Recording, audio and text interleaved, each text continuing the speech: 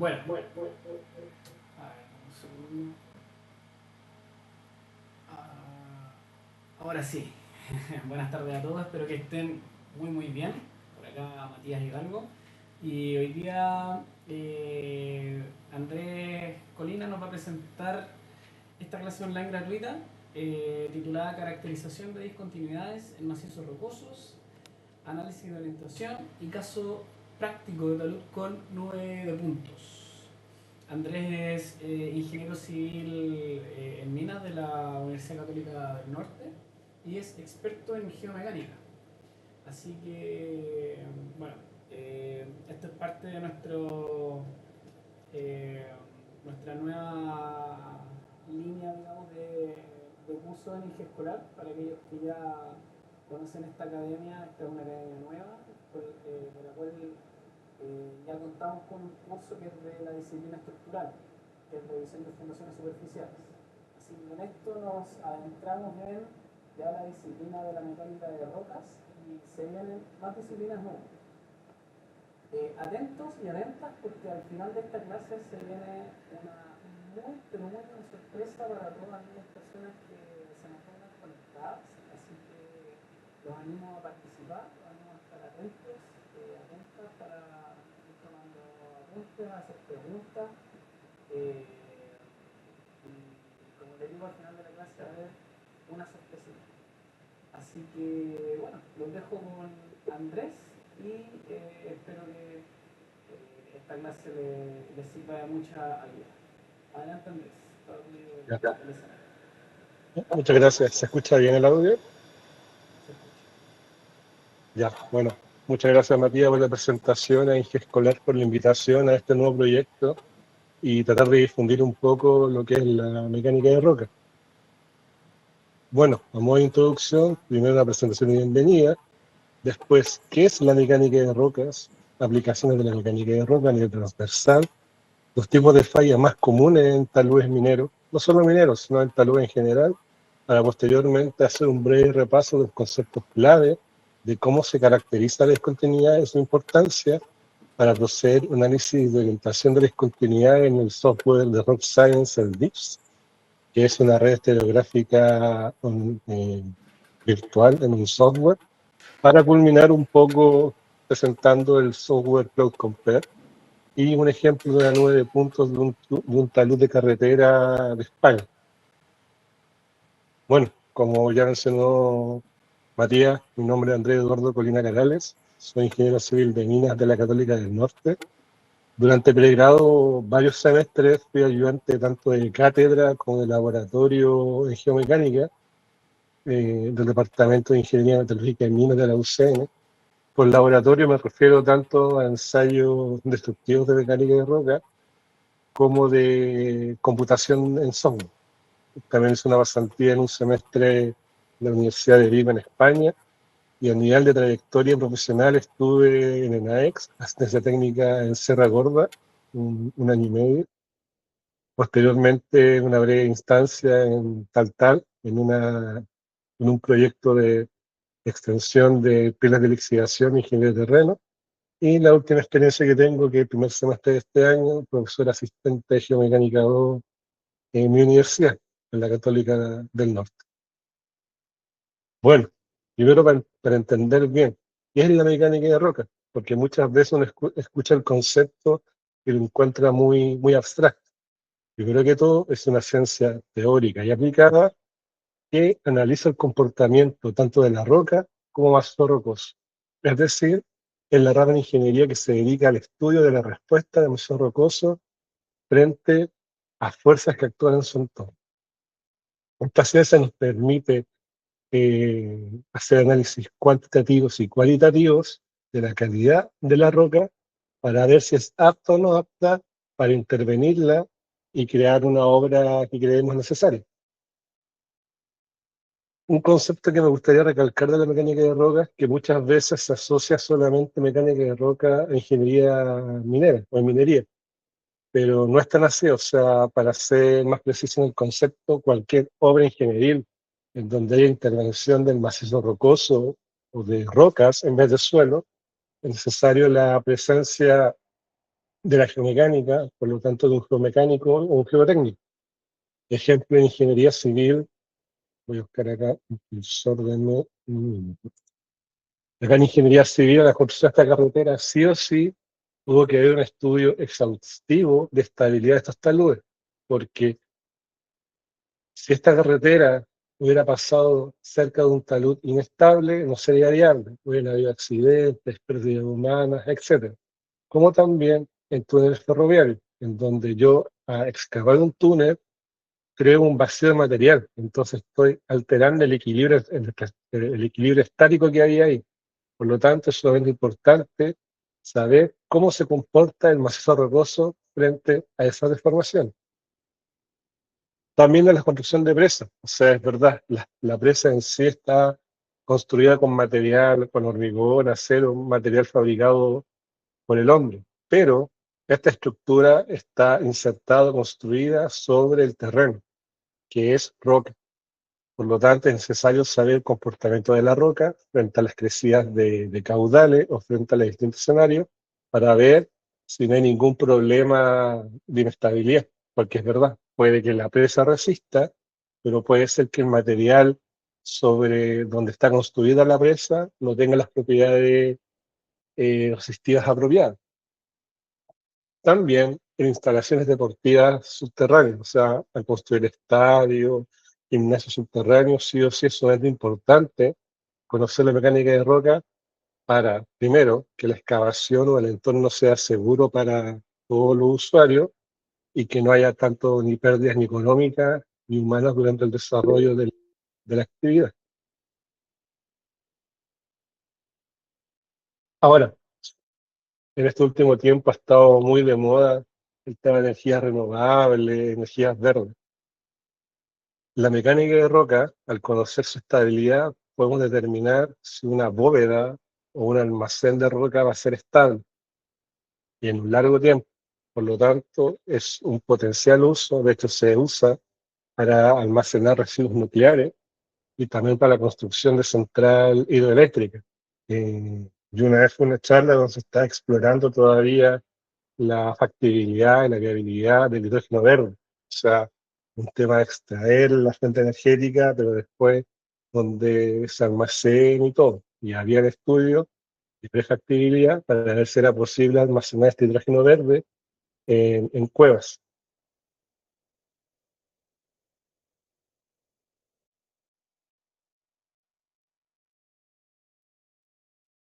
¿Sonó el chat? ¿Hay alguna pregunta, algo así? O...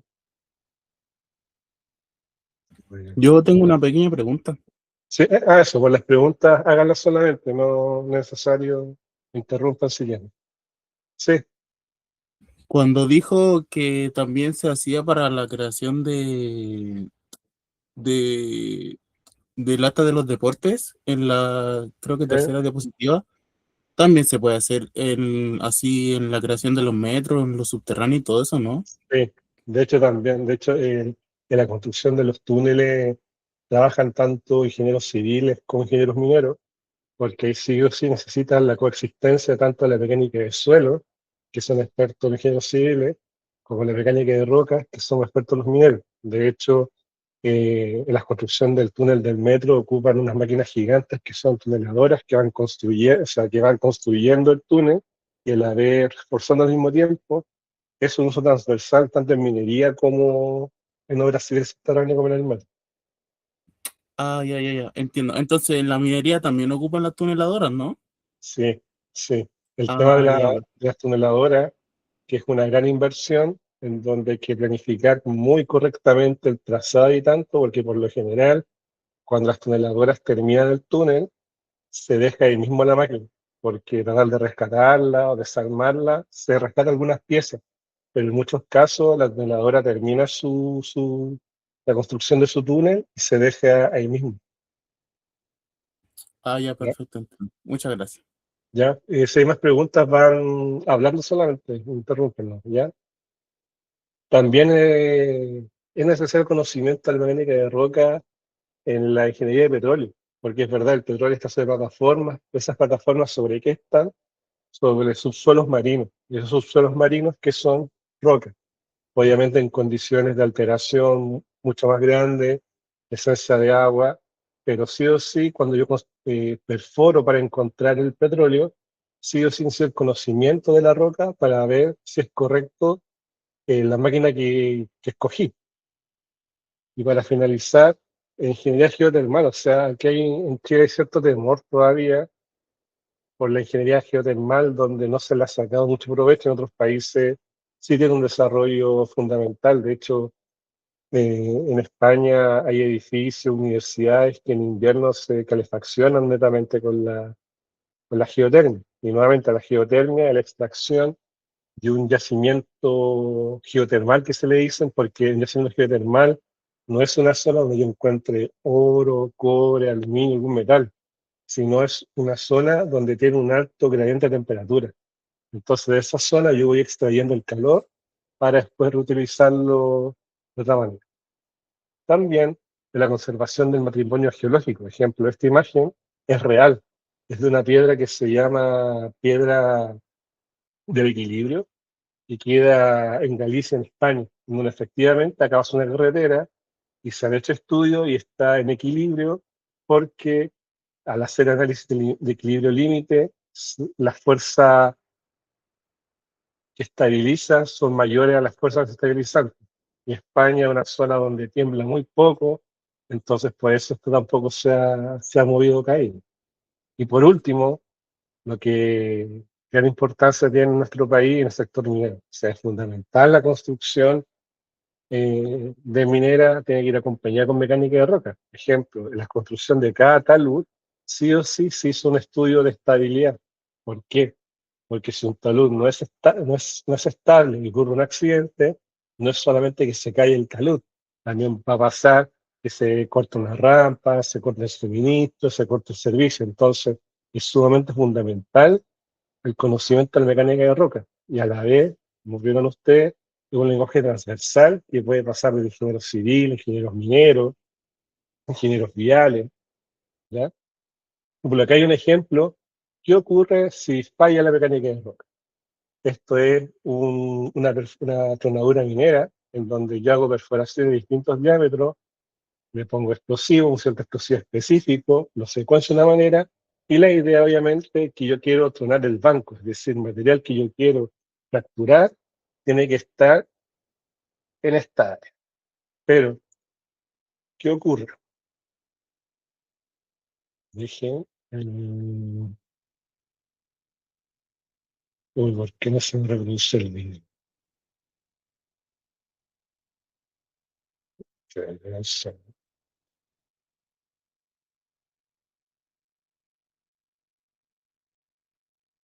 O sea, que comenzarlo para que se reproduzca el video. Por ejemplo, ahí van a ver cómo iniciar la tronadura, es el precorte, las tronaduras de producción. Obviamente está sobredimensionado. ¿Y qué pasó? Hay un deslizamiento detrás de todo el talud. Es decir, un conocimiento efectivo de la tonadura. ¿Por qué? Porque me está afectando en una área más allá de la que yo quiero. De hecho, esto pasó, no voy a decir la faena, yo estuve presente cuando ocurrió este accidente y provocó que estuviera cierto sector cerrado por 2, 3 días. Entonces, en la gran minería, que un sector esté cerrado incluso un par de horas, es una gran pérdida. Una consulta. ¿Sí? Antes de poner todo el explosivo y preparar el terreno, se hace solamente así por curiosidad, se hace un cálculo antes de todo lo anterior, ¿cierto? Para ver si Sí. puede causar algún tipo de accidente, como el que mostró en la imagen cuando se cayó ese pedazo de... Sí, o sea, como te dije, lo que ocurrió fue que efectivamente yo no conocí, yo no tenía tanta información sobre la roca. Es eso, o sea, si yo voy a trabajar sobre un material, es que esa es la gran diferencia que hay de la mecánica de roca o de ingeniería en mina a la otra, a muchas industrias. Por ejemplo, si yo trabajo con acero, con madera, con concreto, más o menos yo conozco las propiedades del material. Sí o sí sé más o menos los márgenes tolerables que me va a aguantar de esfuerzo. En cambio, la roca es un material que nosotros no creamos, es un material que ya está. Entonces, la idea es recolectar la mayor cantidad de información posible para hacer lo más productivo los cálculos. O sea, como decís tú, acá, ¿qué ocurrió? Si te das cuenta, aparte, cuando detonan el detrito, que esto es lo que sale hacia arriba, sale demasiado proyectado. Entonces, ¿qué implica eso? Que hubo un exceso de explosivo. Y como hubo un exceso de explosivo, el macizo rocoso no aguantó. Entonces, por lo tanto, por eso fue que ocurrió este incidente. Entonces, obviamente es pérdida de dinero, porque según la producción, puede ocurrir accidente que quizás un proyectil ha llegado a una máquina, a una persona, y lo más importante también, se está desaprovechando los recursos explosivos. Entonces, sí o sí tiene que haber un equilibrio que no implica la geomecánica. O sea, acá no es votar por votar, hay que votar material o donar material de una manera inteligente y planificada. Claro, entiendo. Y lo otro que iba a preguntar es que antes de que, bueno, después de pasar todo ese proceso, supongo que igual tienen alguna persona, algún experto que haga control de calidad y todo eso, ¿no? O solo Sí, hace el ingeniero porque, por eso. no, de hecho sí, se hace control de calidad en el diseño. O sea, cuando estoy diseñando la malla de tronadura, o sea, todo este esquema yo lo diseño. Después hay control de calidad cuando se perfora, porque yo puedo diseñar de una manera, pero cuando se perfora en terreno va a ser totalmente distinto también, quizás. Y también después hay control, eso se llama asistencia técnica post-tronadura. Yo estuve haciendo eso en Sierra Gorda, o sea, post-tronadura, yo analizaba grabaciones como esta, analizaba vibraciones, analizaba proyecciones, para ver si efectivamente se cumplió o no los requerimientos de producción, que por lo general el tamaño de roca. Siempre te dicen, oye, ¿sabes qué? Para mandar la planta necesito un P80 de 6 pulgadas. Entonces tengo que verificar que el 80% de todo el material que yo exploté o detoné sea menor o igual a un diámetro de 6 pulgadas. ¿Ya? Ah, ya, genial, muchas gracias. ¿Ya? Ahora, quizás acá no se ve muy bien, pero si nos damos cuenta, cuando falla el tramo superior, falló por una superficie.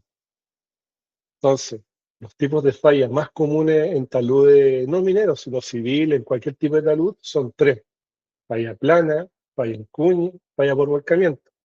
Dependiendo de la orientación de los planos de discontinuidad, que vamos a ver después lo que son más específicos, se puede generar una más que la otra. La más común que se genere es la falla en cuña. Una cuña, literalmente, lo que todos conocemos. Son dos planos que se interceptan, por lo tanto, ahora el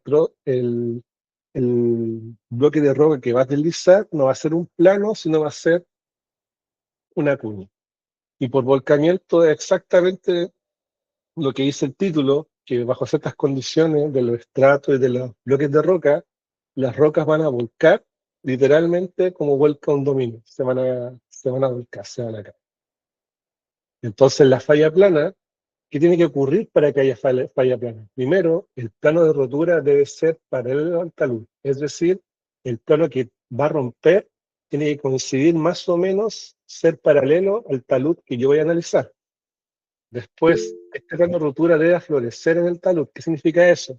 Que yo estando al frente del talud, yo pueda ver el plano, o sea, el corte llega a la superficie y no se queda dentro de la roca. Por ejemplo, acá se aprecia que este es el plano de deslizamiento y acá deslizó un gran bloque de roca. Acá también, acá solamente está el plano de deslizamiento y deslizó un gran bloque de roca. Entonces, nuevamente, el más común es la cuña, el menos común es la plana, porque para que se genere un gran superficie sin intersecciones es muy difícil de ver en la realidad. En cambio, en la falla en cuña es mucho más común. ¿Por qué? Porque nuevamente necesito la presencia de dos planos discontinuidos. Acá en verde se señala uno, acá en rojo se señala otro, por lo tanto, la cuña es todo esto lo que se desplaza. ¿Ya? Y acá en la segunda imagen, este es un talud que va a ver después, es un talud que está en España, y exactamente lo mismo. Hay una familia o un plano de continuidad, hay otro plano que se unen por una línea de intersección y todo este material va a deslizar, va a caer. Siempre acá vean la escala más o menos, escala humana, el talud. Este talud, si no me equivoco, eran como unos 15, 16 metros. Entonces, en una cuña se desliza harto material. Y por volcamiento, también tiene que existir una orientación paralela entre los bloques de roca, de discontinuidad, y el plano que voy a analizar del talud. Pero tiene que ser a contrapendiente. Por ejemplo, acá, claramente el talud es así, pero las discontinuidades son así. Entonces, en estas condiciones, es muy probable que estos bloques vuelquen. O sea, va a caer uno, va a caer otro, va a caer otro y va a caer otro. ¿Ya? Esto es una introducción. Ahora vamos a ver un poco más de detalle de algunos conceptos que quizás les parecieron un poco extraños. ¿Ya? Entonces ahora, nuevamente, caracterización de discontinuidad. Hay una palabra que repetí mucho, que quizás para los que no son mineros no conocen tanto, que es el macizo rocoso.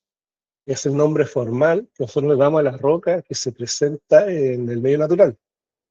Pero ojo, este tiene dos componentes. Está la roca intacta y la discontinuidad. ¿Ya?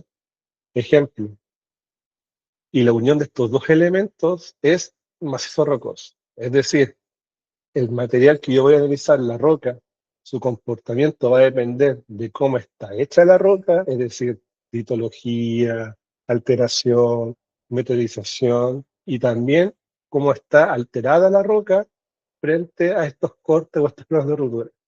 Entonces, para yo analizar cómo se va a comportar el macizo rocoso, tengo que analizar tanto la roca intacta como la discontinuidad. Y dependiendo del caso, puede ser que un parámetro sea más influyente que el otro. Por ejemplo, si tengo un macizo rocoso que está muy poco fracturado, casi nada fracturado, obviamente va a haber discontinuidades, sí, pero sus propiedades van a estar más afectadas por las cualidades de la roca intacta.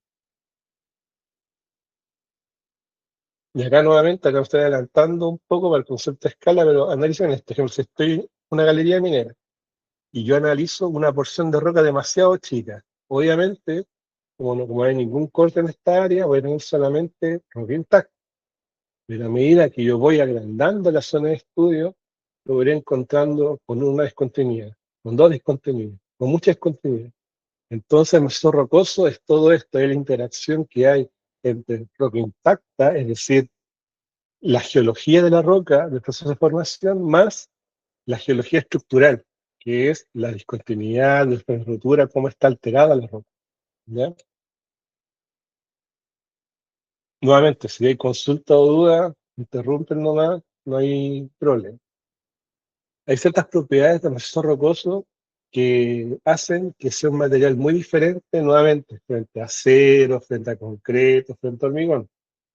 Primero, es un medio discontinuo, es decir, un medio que va a estar cortado por distintas superficies. Segundo, es heterogéneo, porque si yo analizo la composición o la estructura de este sector, no necesariamente va a ser igual al comportamiento o composición de otro sector. Anisótropo. ¿Quién tienen ustedes para anisotropía? ¿Algún voluntario? O al revés, cuando nosotros decimos que algo es isótropo? Que las propiedades mecánicas son las mismas independientes de la dirección que tenga la roca. Sí, exactamente, eso es isótropo. Por lo tanto, anisótropo es lo contrario, es decir, estas propiedades mecánicas o geomecánicas van a tener un valor diferente dependiendo de la dirección que yo las mido.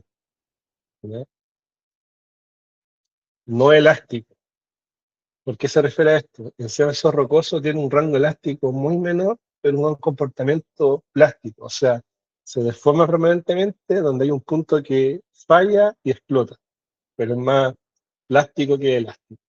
Efecto a escala que les decía yo, o sea, o sea, es muy diferente analizar esta zona, la del círculo rojo, hay que analizar el círculo morado. Entonces, nuevamente, siempre hay que tener noción de eso. Si yo analizo o interpreto datos de una porción de roca, debo ser capaz de extrapolar ese comportamiento a una mayor escala. Como vimos anteriormente y el accidente que les mostré, es sumamente necesario conocer cómo se va a comportar esta macizo rocosa. Es decir, debemos crear un modelo geomecánico, que es un modelo complejo de muchas cualidades de cómo se va a comportar la roca. Entonces, como les dije, primero hay que analizar la roca intacta, es decir, estudios hidrogeológicos, cartografía, clasificación geomecánica y estudio de fracturación. Esta es la primera parte. O sea, acá, en estudio hidrogeológico, ¿qué se hace? Se estudia la influencia subterránea y si esa influencia subterránea de agua altera o no altera la roca. Porque dice, no, si la roca no cambia, si las rocas duran millones de años, no cambian. No es tan así. O sea, es muy diferente una roca que esté en el desierto, que no presenta ninguna alteración o contacto con el agua, a una roca que esté muy cerca del mar, que el contacto constante con el agua sí o sí va a ir modificando la composición y el comportamiento de la roca. En una segunda fase ya pasamos a ensayos un poquito más complejos, que son los sondeos, los sondajes, técnicas geofísicas y el ensayo in situ. O sea, acá estoy tratando de conocer el comportamiento tanto de la roca intacta como de las discontinuidades después de la recolección de datos de la fase 1. Y toda esta información la complementamos y nos da un perfil geomecánico. Entonces, es decir, nos va a decir cuáles son las características fundamentales, qué podemos hacer, qué no podemos hacer y qué podemos hacer, pero con ciertas precauciones.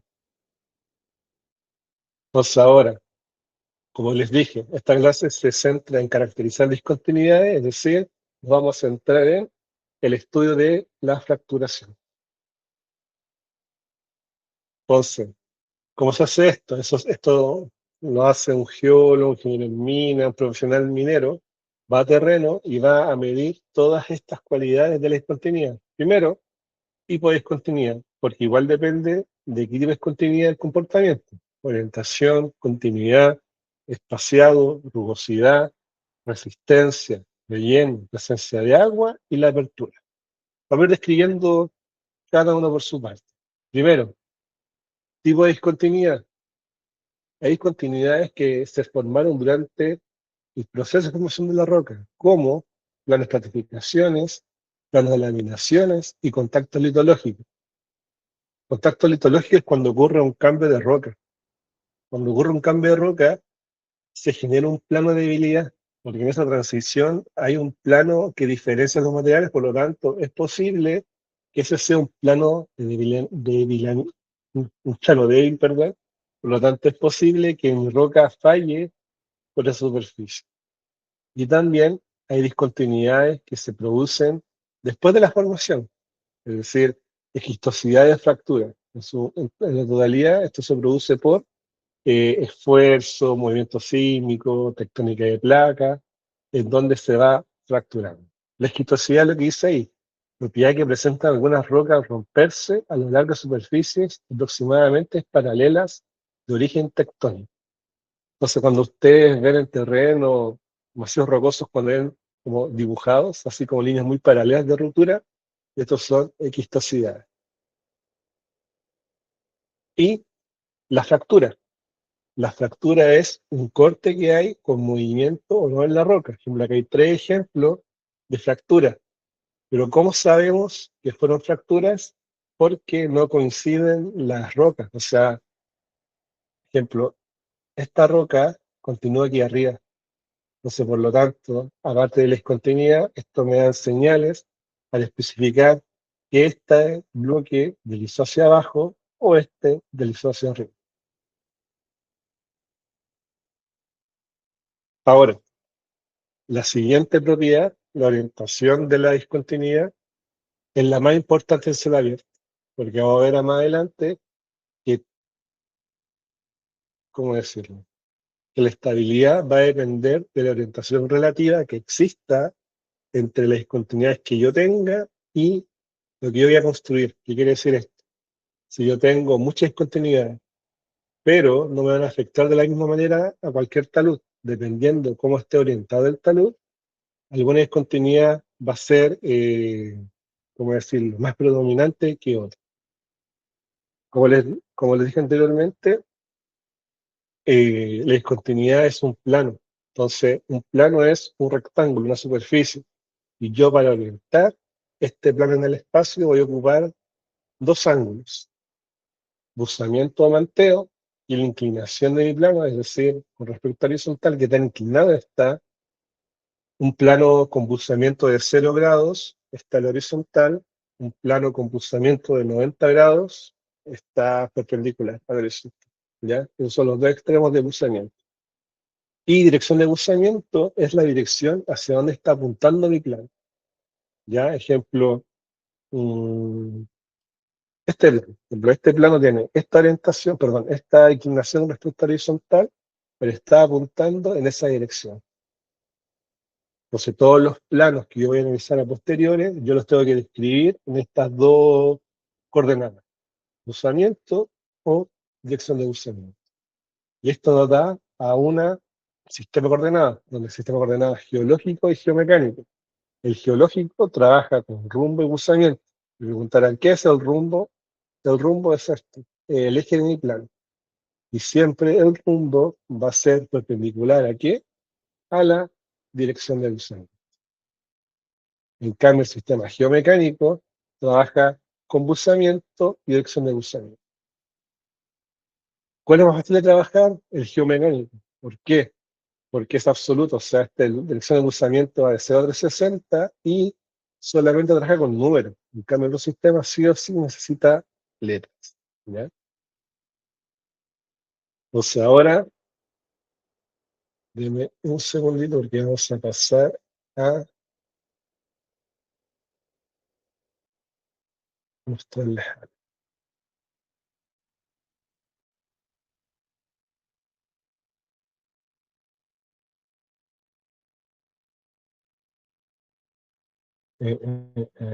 ¿Dónde está esto?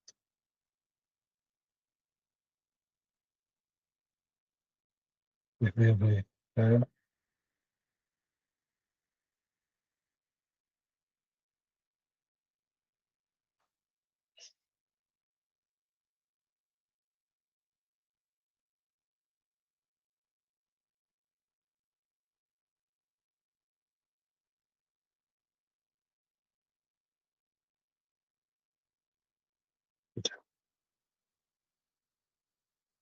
¿Ven la pantalla o no?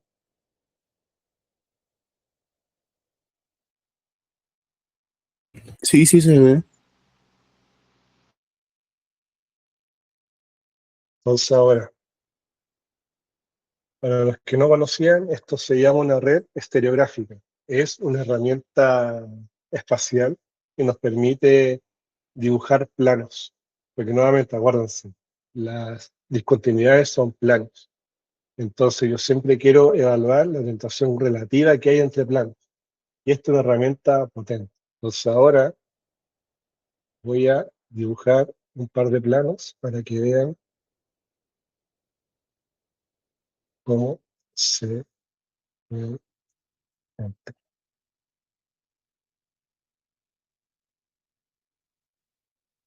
Acá dibujé un plano. Si yo lo veo en el espacio. Solamente yo dibujé un plano y ese plano yo veo solamente una línea, pero esa línea representa esta superficie está proyectada sobre una semisfera inferior. Entonces, ejemplo, si yo quiero analizar un talud, dibujo un plano donde acá va a tener sus dos coordenadas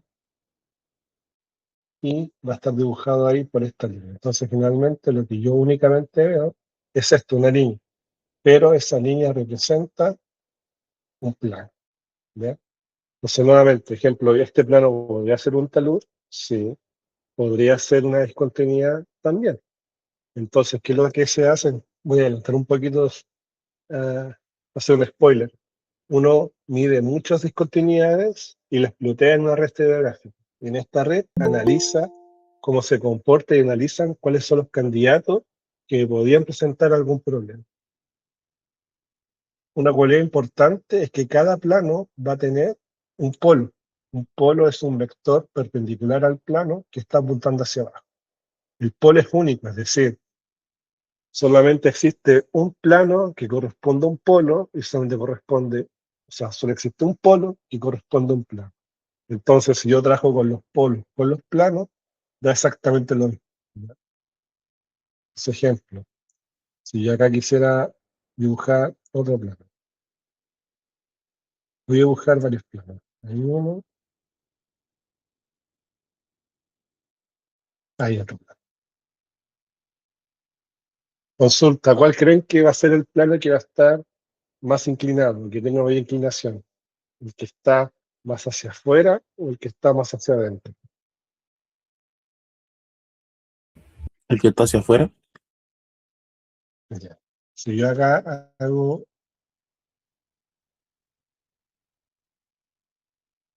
hago esto, ¿cuál se va a ver más inclinado?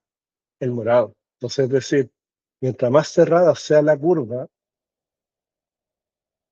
significa que el plano va a ser más empinado. Ejemplo, un caso extremo.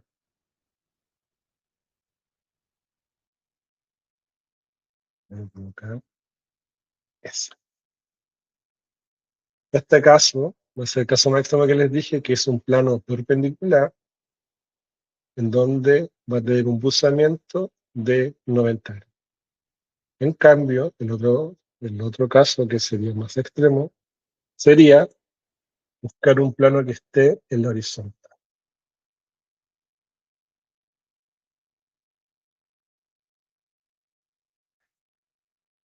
Entonces, ahora yo giro esto y obtengo un plano en horizonte.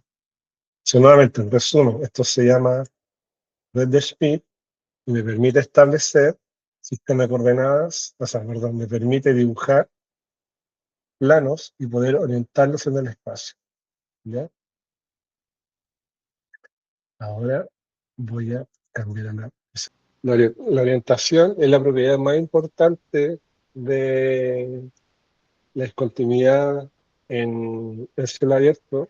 Entonces, sí o sí, un plano lo voy a poder dibujar o esquematizar conociendo esos dos coordenadas, tanto el buzamiento como la dirección de mantén. Ahí después, obviamente, igual les comparto ese link porque es una herramienta gratuita donde pueden visualizar en 3D qué se representa en un plano y qué está ocurriendo. ¿Ya?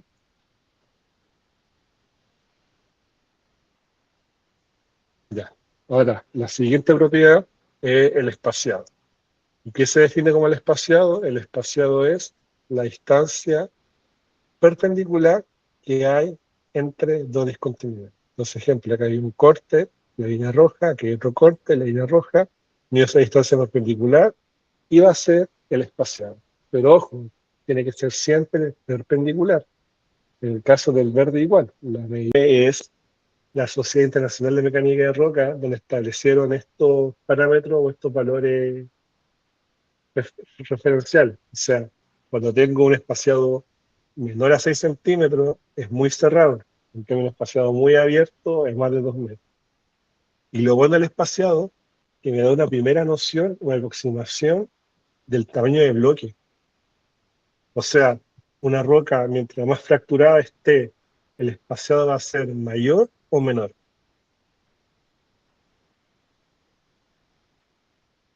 Sería mayor. Ya, mientras más fracturado esté mi roca, voy a tener en el misma área más líneas, ¿no? Entonces, mientras más fracturada esté la roca, el espaciado es menor, ¿ya? Entonces, si tengo espaciados muy abiertos, van a ser rocas más sanas, más competentes, si es que tuviera espaciados muy cerrados, ¿ya? Ahora, ¿sí? ¿El espaciado puede variar o las discontinuidades siempre tienen que ser paralelas entre sí? Eh, ya, mira, me voy a adelantar un poco. Las fracturas, muchas son, o sea, no muchas, la gran mayoría son paralelas. Entonces, cuando yo mido el espaciado de una familia discontinua. Me estoy adelantando en la reverencia para entender el concepto. Por ejemplo, acá, ¿cómo yo sé que esta línea roja es la misma familia discontinua o la misma set que esto? Porque tienen orientaciones parecidas. Entonces, cuando tengo orientaciones parecidas, yo las voy a considerar de una sola familia. Entonces, yo mido de espaciados por familia o por tipo de discontinuidad. Entonces, por eso que acá se mide un espaciado de línea roja a línea roja, y después se mide otro espaciado de línea verde a línea verde. Y obviamente jamás va a ser igual, o sea, si yo mido en esta línea roja todas las discontinuidades, me puede dar 20, 10, 15 centímetros. Entonces uno siempre trabaja por rangos. Y uno siempre prefiere trabajar al final con la mediana que por la media. ¿Por qué? La gran ventaja de trabajar con la media, que la media es menos sensible a datos atípicos. Por ejemplo, si yo tuviera de repente 20, todo el rato, 20, 20, 20, 20, de repente tengo un 1, ese 1 me va a arrastrar muchísimo. En cambio, si trabajara con la media, ese efecto del 1 no se vería tanto. ¿Ya? Otra característica interesante es la continuidad o persistencia, es decir, ya, mi continuidad es un plano, pero ¿qué extensión tiene? Esa extensión puede ser muy pequeña, de menos de 1 centímetro, está muy abierta, de más de 20 metros. O sea, yo puedo tener un plano de discontinuidad de unos 10, 20 metros, en donde yo voy a poder identificar que pertenecen a la misma familia. ¿Y por qué pertenecen a la misma familia? Porque van a tener orientaciones parecidas. ¿Y qué orientaciones parecidas? Usamiento y dirección de usamiento. Y la continuidad yo la puedo medir, no quiero decir la vertical, pero en esta dirección como en otra dirección. Entonces puede ser que mi plano sea continuo en esta dirección 10 metros, pero en esta otra dirección puede ser que mi plano sea continuo solamente 1 metro. ¿Ya? Igual que acá, Brown 1981 me da unos valores referenciales de cómo considerar la continuidad o persistencia. Este es difícil de visualizar. Obviamente la experiencia va adquiriendo, pero me preguntan a mí, esta es una de las más difíciles de apreciar a simple vista. También me va a importar cuánto aguanta la roca, a qué cosa, a la compresión. ¿Por qué? La roca en la mina, pues no las viales, está sometidos a esfuerzos compresivos o de tracción generalmente. En la gran mayoría son compresivos, ¿ya? Entonces a mí me importa saber cuánto aguanta la roca a la compresión. Y la resistencia de la roca se mide en el JCS, que es el Joint Compressive Strength, o coeficiente de compresión simple de la roca, en donde va a indicar cuánto va a aguantar la roca. ¿Y cómo se mide esto? Acuérdense, estamos en terreno nosotros, uno va en terreno, con una hojita y midiendo todos estos datos que hemos hablado.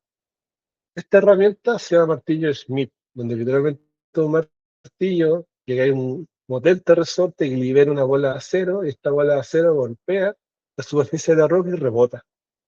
Y esos números de rebotes es Steger.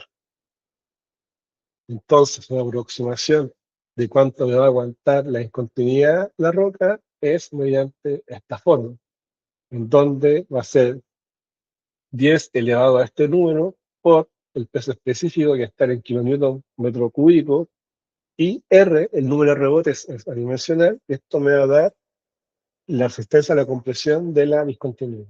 Y aquí hay un gráfico, porque no muchas veces lo ideal es que el martillo de Schmidt siempre esté lo más perpendicular posible al plano de la roca, pero muchas veces no va a ser posible esto. Entonces, cuando no es posible esa situación, se crean estos gráficos para compensar esa diferencia. Por ejemplo, acá, cuál es el ángulo de orientación que está respecto a la roca y cómo se modifica la medición. Otra característica es la rugosidad. La rugosidad es lo que dice, o sea, qué tan irregulares o qué tan separados están los planos. Un factor para determinar esto es el JRC, que es en inglés el Joint Roughness Coefficient, que es el coeficiente de rugosidad de la junta, y va a ser muy importante para el corte. Alguien habló en el chat, parece, ¿no? Sí, Dani. Profe, tengo una duda. Con el ¿Sí? martillo Schmidt, ¿usted ha tenido experiencia al trabajar con martillos más baratos? Porque yo estaba viendo ahí unos martillos que valen como casi 2 millones de pesos y otros que valen 200.000 pesos. Entonces, ¿es mucha la diferencia entre estos dos martillos? No sé si ha tenido la experiencia de poder ocuparlo.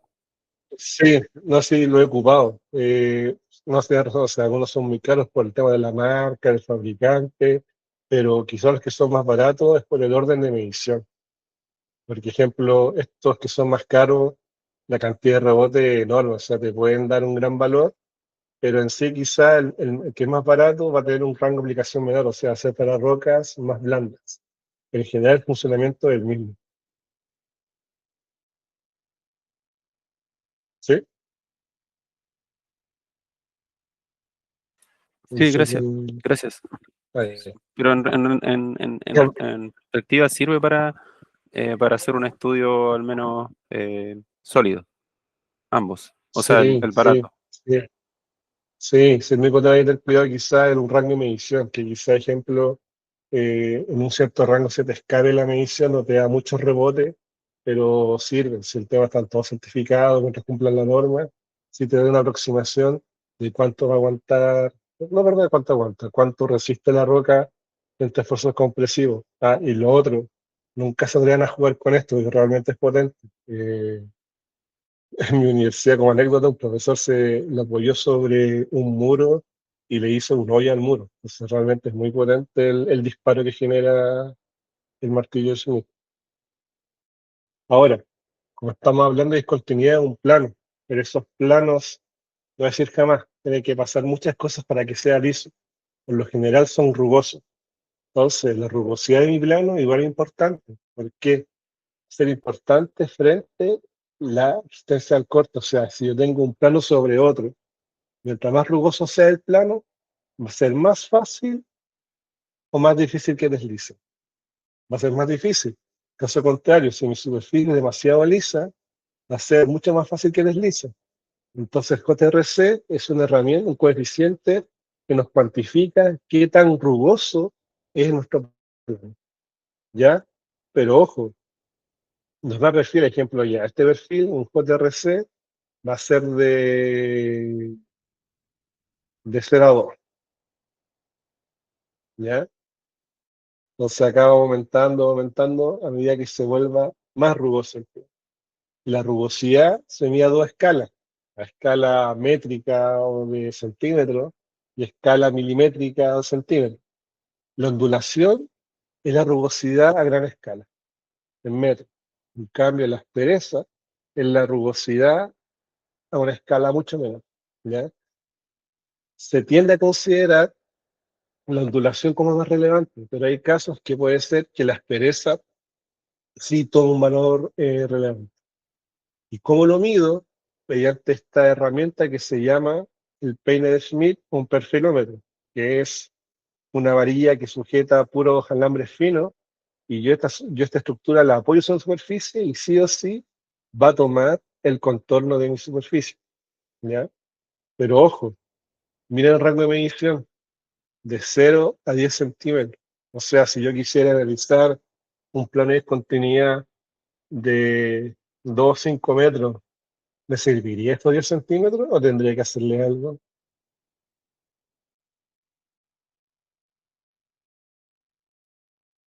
Tendría que hacerle una modificación, ¿no? O ocupar otro. Sí, eso es, o sea, una modificación. Se hace lo que se hace efecto escala, que se extrapola de alguna manera esta rugosidad a la longitud que yo quiero, de unos 25 metros.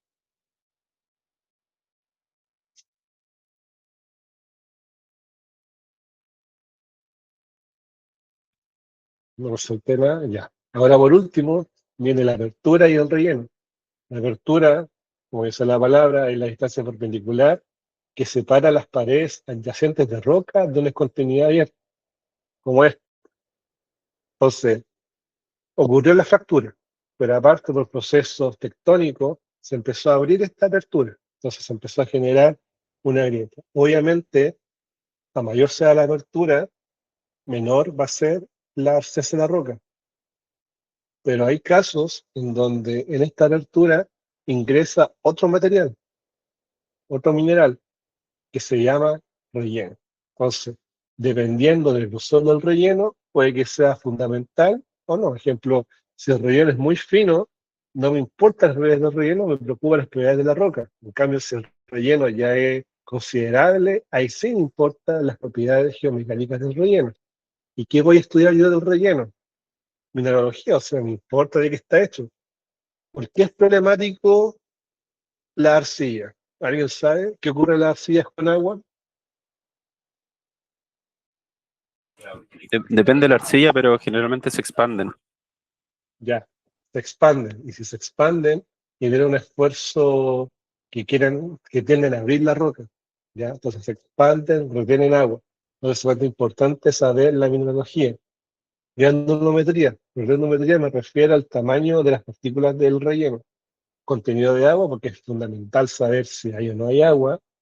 Permeabilidad. La permeabilidad es la capacidad que tiene el material para dejar fluir agua a través de él. Rugosidad, espesor y el fracturamiento de los labios. Un factor sumamente fundamental, quizás más que la orientación, es si es que hay o no hay presencia de agua. Porque nuevamente, el macizo rocoso está. Nosotros no podemos alterarlo ni nada. Ya está un material que viene dado y nosotros trabajamos con ello. Entonces, el agua se puede categorizar, hay grados de... Hay muchas tablas, pero la más simple es esta. O sea, yo voy, caso más seco es impermeable, seco, húmedo, goteo o fluencia. ¿Ya? Entonces acá nuevamente lo que me adelanté anteriormente. ¿Qué vamos a entender? Por familia, sistema o si discontinuidad, grupo de discontinuidades que presenten una orientación similar, es decir, son aproximadamente paralelas. Ejemplo, estamos haciendo rocoso. Se ve prácticamente líneas en un solo sentido, ¿no? Entonces, ¿qué podemos deducir? Que existe la presencia de una única familia, como señala el bloque acá. En cambio, en este macizo rocoso hay una familia, dos familias, tres familias. Entonces, en este caso, tengo tres familias, una marcada con el color rojo, otra marcada con el color azul y otra marcada con el color verde. Cuanto mayor sea el número de familias, más inestable será el macizo rocoso. ¿Ya? Entonces, nuevamente, lo que hicimos nosotros, estamos haciendo un estudio de fracturación en donde es ir a terreno, recolectar esta información y llenarla en este tipo de tabla, en donde anoto el punto, orientación, continuidad, la rugosidad, el relleno, la hidrología y alguna observación específica. Como les señalé anteriormente, nosotros trabajamos con los planos que los puedo dibujar como una línea o como un punto. Yo voy a trabajar con los polos. Como dije anteriormente, cada polo o cada punto representa a un único plano. Entonces acá, ¿qué se hizo? Se fue a terreno, se hicieron las mediciones y se ocuparon ahora el programa DIPS, que lo vamos a ver ahora. En el DIPS yo ploteé todos los polos. Cada polo representa una medición que yo hice. Entonces ahora, ¿cómo puedo saber cuáles son las familias si veo puros puntos? Bueno, el DIPS nos permite hacer un análisis de contorno, es decir, nos analiza la concentración de puntos mediante una escala de colores. Hay dos mecanismos, el mecanismo de Schmidt, que es geomecánico, y el mecanismo de Fischer, que es un mecanismo más estadístico. Entonces acá obviamente la escala de grises, mientras mayor sea la tonalidad de gris, significa que ahí hay una mayor concentración de polos. Entonces, dado esto, yo puedo establecer que en este esquema hay cuatro familias, donde un polo va a estar ahí, otro ahí, otro ahí y otro ahí. Y finalmente, todas las mediciones se van a resumir en una única tabla, en donde en vez de yo mediciones, voy a tener ahora familias. ¿Por qué familias? Porque son conjuntos de discontinuidad que presentan una orientación similar. ¿Ya? ¿Alguna consulta hasta acá?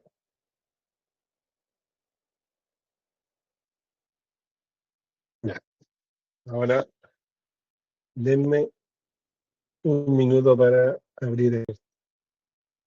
Esto sería un censo de discontinuidad hecho en terreno. Nuevamente, entonces, aquí establezco número de medición en la zona, ejemplo G1 puede ser un sector específico, aún no determino qué familia corresponde, dirección de manteo, la continuidad. mayor a 20 metros, de 10 a 20 y así. ¿Por qué sale un slash? ¿Se acuerdan que les dije que la continuidad se puede medir en dos direcciones? Bueno, ahí está. Según rumbo, que era la horizontal, el sentido horizontal, perdón, y según manteo, según la continuidad desde arriba. El espaciado, nubosidad, resistencia, acuérdense, estos R, el número de rebote en el martillo de Schmidt. Espesor de apertura, o sea, un relleno específico, algún grado de alteración de la roca, es decir, la roca está muy alterada o no tan alterada, obviamente, mientras más alterada esté la roca, es más propensa a que falle, ¿ya? O sea, hay efecto del agua, otra observación. Entonces, ¿qué hago yo? El DIPS es un programa simple en donde acá pongo file y me pide dos datos, DIPS y DIP direct. Entonces, primero voy a copiar el DIPS, pero son aproximadamente 104 discontinuidades.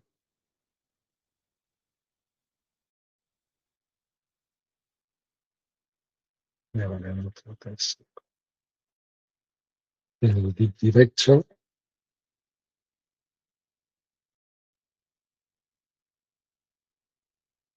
Voy a poner el otro.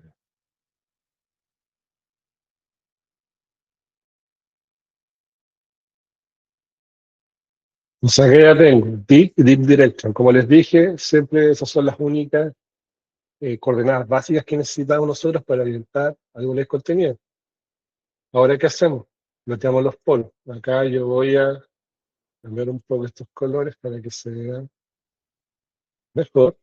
O sea, acá nuevamente, ¿qué tenemos?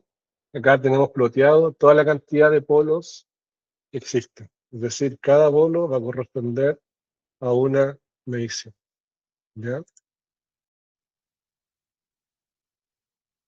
Entonces, nuevamente, como les dije, es mejor trabajar con polos que con planos. ¿Por qué? ¿Qué ocurre si yo trabajara con los planos? ¿Es posible analizar o ver algo ahí o no? No, es mucho más complicado. Entonces, por eso yo prefiero trabajar con los polos. Entonces, ya viendo los polos, ¿qué tengo que hacer ahora? Un análisis de contorno, es decir, contour plano, ¿ya? Por ejemplo, acá puedo incluso modificar el contour plot. Acá el mínimo es set. O sea, acá tenemos la escala de colores con la presentación de polos según qué metodología, la metodología de Fischer. Entonces acá nuevamente, ¿cuántas familias podríamos tener? Acá hay una opción de una familia, aquí hay otra familia, aquí hay otra familia, pero ojo, esta familia es la misma que esta. ¿Por qué? ¿Se acuerdan cuando decíamos que mientras más al borde del esté nuestro plano va a ser más horizontal, ¿no? Entonces, estos planos, con estos planos, son tan horizontales que tienen muy pequeñas desviaciones. Entonces, por eso que unos están por acá y otros están por acá arriba, ¿ya? Entonces, acá tengo una concentración de polos, entonces ya sé donde posiblemente esté nuestra familia. Ahora, ¿qué hago? Incluso acá voy a hacer que se vea la red, ¿ya? Entonces, ahora acá, ¿qué podemos hacer? Ocupar esta herramienta que se llama AppSet. Entonces, ahora, guiándome con la concentración de colores, yo puedo establecer, no, que hay una familia ahí.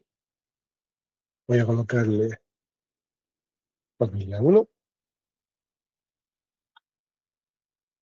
Y vieron, apenas seleccioné y ahí había un polo, dijo ya, ese polo va a corresponder a ese plano. Entonces ya identificamos a nuestra primera familia. Ahora hagamos la segunda familia. Por acá dijimos que había otra concentración. Esta se llama familia 2. Listo. Y entonces va a estar el plano correspondiente a este segundo contorno. Por último, una tercera familia, que es considerarla que está por ahí. Esto, familia 3. Entonces, acá, ¿qué obtenemos ahora? Obtenemos las distintas familias de discontinuidades que obtuvimos a partir de nuestro censo. A modo de resumen, se va a terreno, se hacen las mediciones, se anotan. Manteo es dips por si acaso. Manteo es dips y deep direction en la dirección de buzamiento, cuando llenamos la tabla. Luteamos los polos. Ya les mostré nuevamente, porque es más fácil trabajar con los polos que con los planos. Teniendo ya los polos, aplico un análisis de contorno de concentración y donde esté los colores más hacia el rojo significa que va a haber una mayor concentración de polos, por lo tanto yo puedo identificar ahí ciertas familias. Entonces tengo una familia 1 que va a tener este plano, una familia 2 que tiene este plano, y una familia 3 que tiene ese. ¿Ya? Entonces, como si yo quisiera más información, me meto acá, donde está el análisis, ¿cómo decirlo?, de variabilidad por el tema del feature para determinar la resolución de polos, pero lo que no importa. Familia 1, familia 2, familia 3. Acá salen dos sistemas de coordenadas, trend y plunge, y deep direction. El deep y el deep direction es el del plano, acuérdense. Manteo o buzamiento, dirección de buzamiento. El trend y el plunge son las coordenadas del polo. Entonces, la familia 1 está caracterizada por esta coordenada de plano, pero su polo va a tener estas coordenadas. La familia 2 va a estar orientada en este sentido, 81 es mi inclinación y 342 grados es hacia dónde está apuntando ese plano. ¿Ya?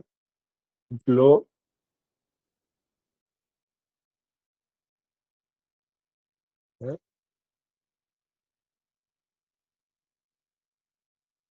¿Cómo se miden los ángulos? De acá hasta acá hay 90, 180, 270, 360. Entonces la familia 2 está apuntando en 342, ¿no? 360, 350, 340. Por acá está apuntando la familia 2. ¿Ya? Entonces, esta es una herramienta simple y sencilla que nos permite establecer las familias contenidas a partir de la análisis de orientación de muchas discontinuidades que analicé yo en el censo. ¿Alguna consulta, dudas del DIPS? Lo otro, la pregunta lo hago. ¿Yo podría medir distancias en el DIPS? ¿O podría medir ángulos en el DIPS?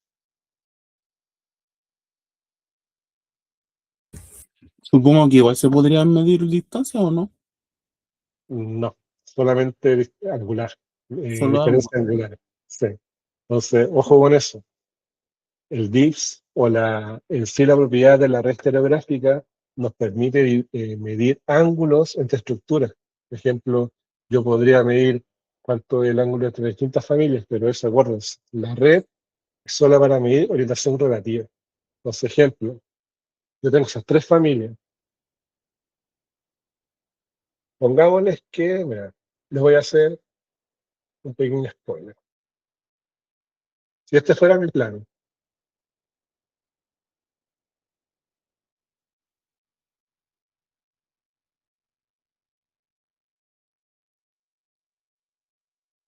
si el verde fuera mi plano, esta línea roja que se ve con la tercera familia sería una falla plana. ¿Ya? Otro ejemplo. Si yo tuviera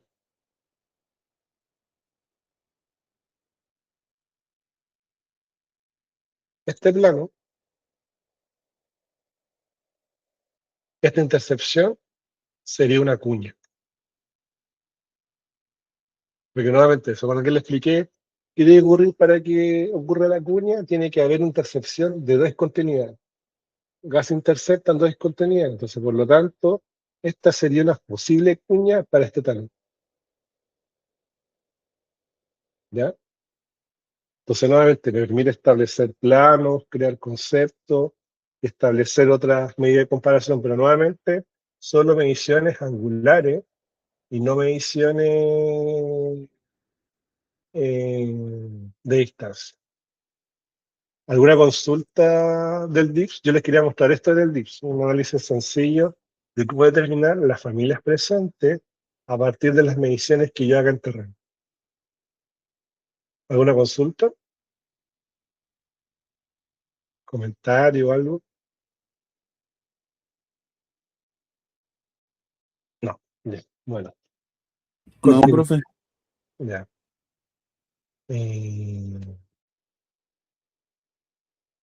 Sí se ve la pantalla. Ya. Entonces, nuevamente, este trabajo que hicimos es para obtener esta tabla final, eso que yo hice de manera online. Pasar de manera online, perdón, de manera interna. ¿Ya? Entonces, ahora, caso práctico. Cloud Compare.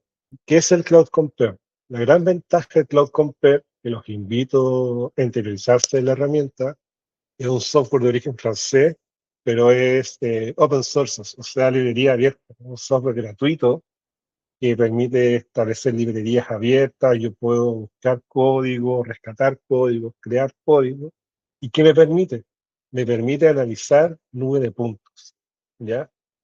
Ejemplo, este talud se encuentra en una carretera en España, si no me equivoco, en la frontera de Castilla a Madrid.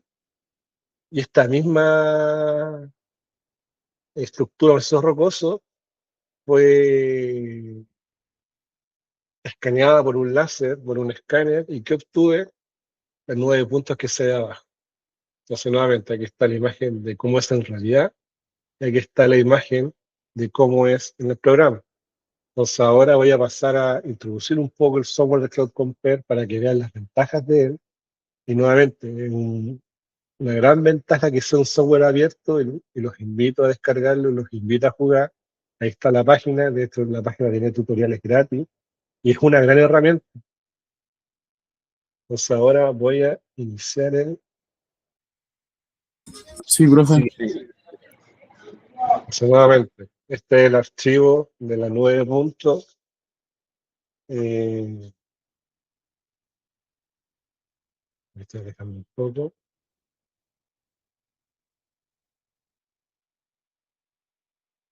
Entonces, lo vamos a ver, es de 9 puntos. O sea, si yo hiciera, voy a bajar, voy a hacer su.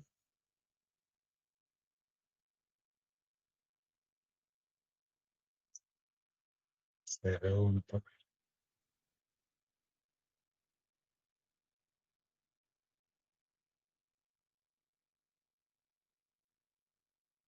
A pesar de que sea como una imagen de 9 puntos, es decir, pasó el escáner emite una señal y esa señal rebota. Y esa señal es tan precisa que me capta hasta el color. ¿Ya? Entonces, acá están las 9 puntos, ahí está el escáner.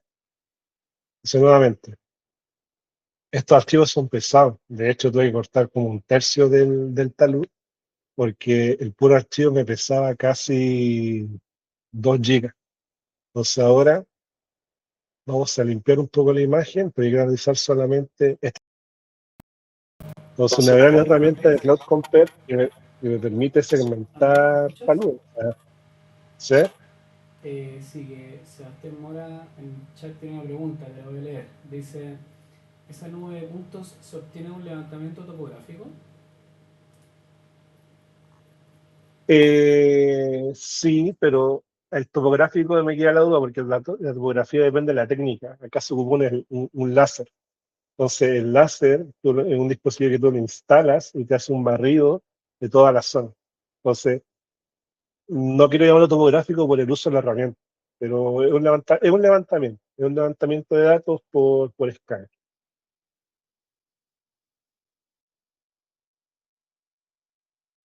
¿ya? Entonces ahora yo quiero analizar solamente este talud, por lo tanto quiero cortar el otro área. Esto es importante. Seleccioné la nube de puntos y me da una gran cantidad de información. Las dimensiones de la caja, el centro, y lo otro, ejemplo, esos son los colores RGB. Pero si coloco plano escalar, va a cambiar. Entonces acá midió la intensidad.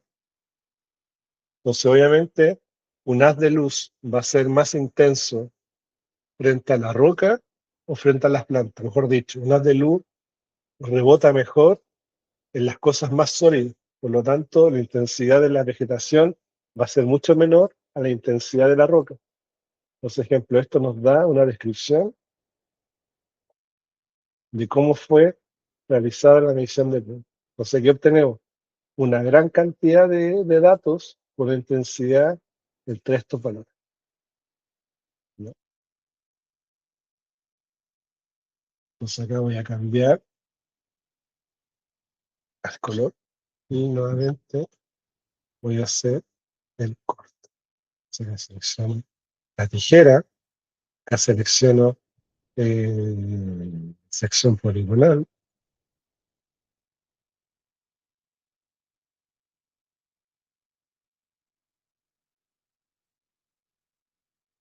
Ya, está. Entonces, normalmente yo quiero eliminar esta parte que se me queda por lo que está por afuera de mi control. Yo selecciono esta opción. Ya, ahí se eliminó, ahí pongo así. Ahí está cargando un poco el programa, que son pesados estos archivos y por eso se demoran en cargar. Entonces la idea nuevamente de esta parte es poder limpiar un poco la nube de datos para apreciar de mejor calidad el TAM. Entonces, por ejemplo, ella me hizo los dos cortes y me queda la parte segmentada y la parte eliminada. Entonces, nuevamente yo quiero trabajar con esta única parte. Entonces, nuevamente, me acerco, me bajo un poquito,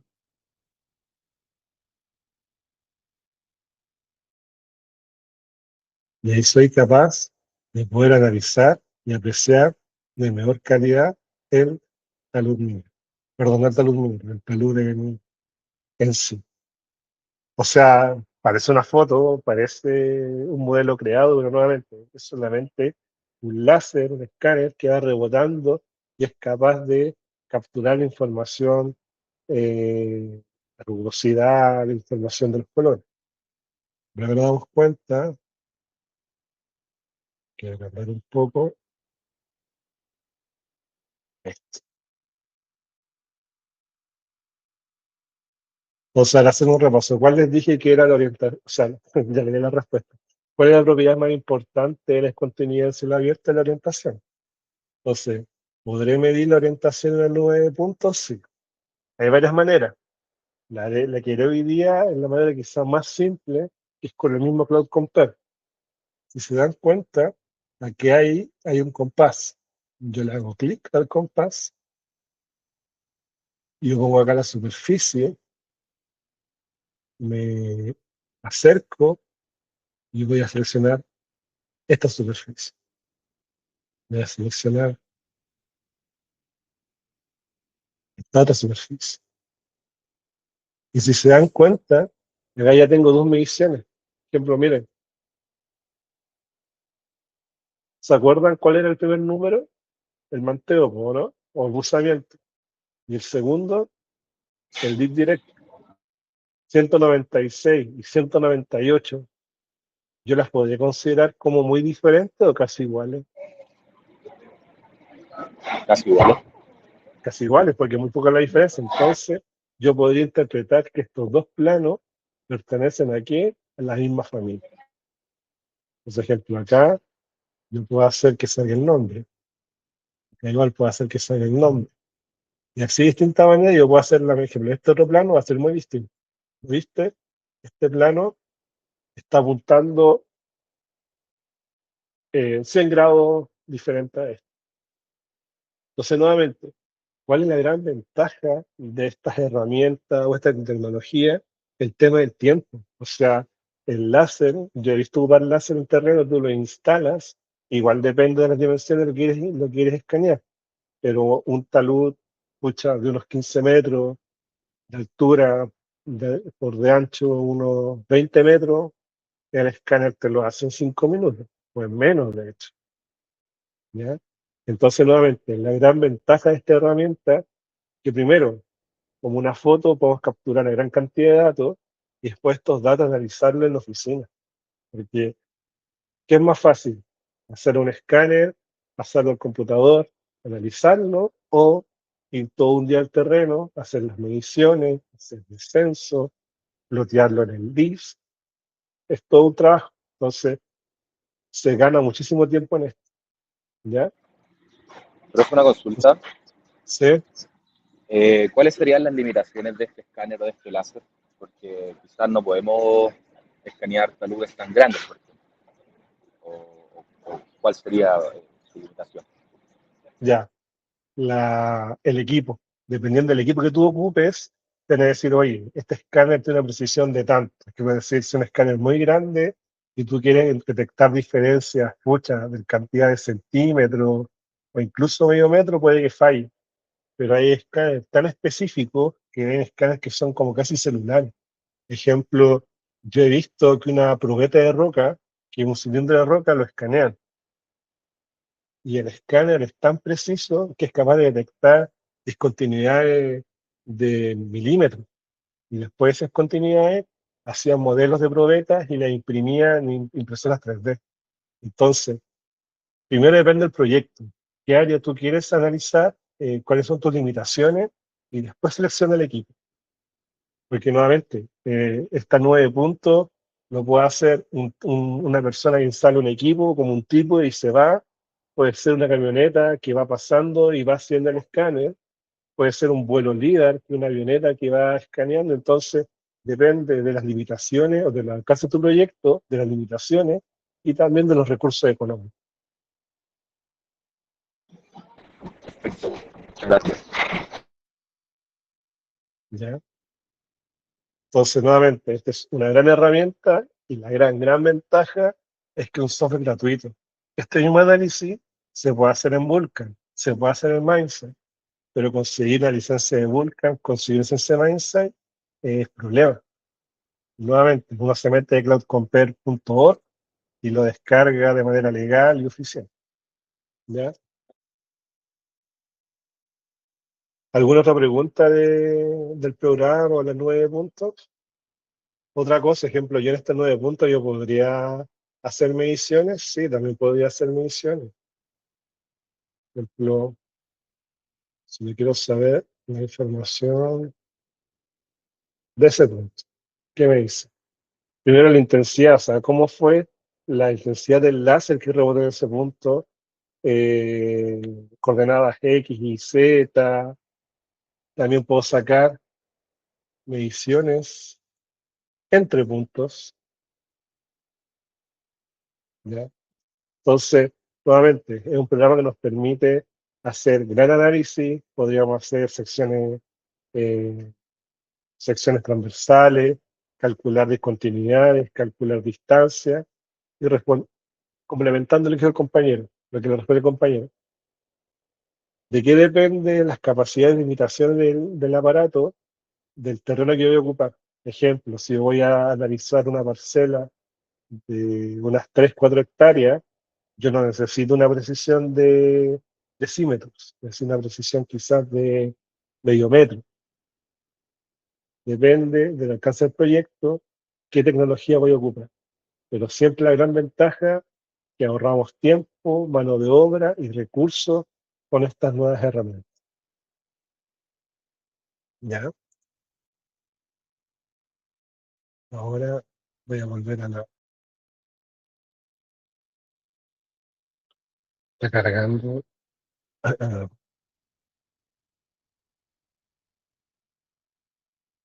¿Se ve la presentación?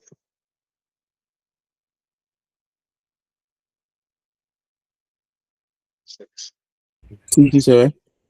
Bueno, de manera de resumen, ahí está la página, los invito, descárguenlo, jueguen el programa porque es una gran herramienta y permite hacer un montón de análisis georreferenciado y ahorrar un montón de recursos y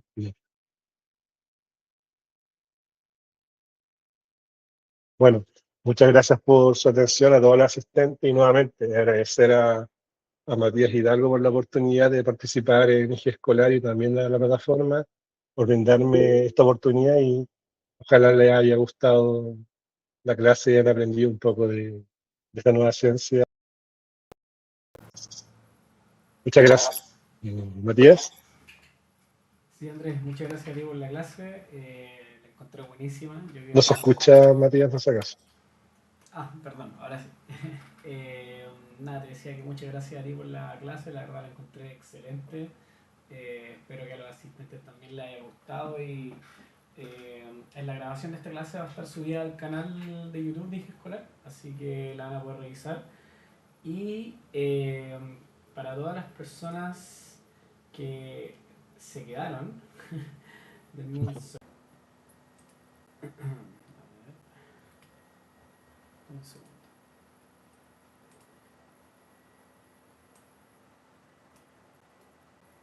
Tenemos 14.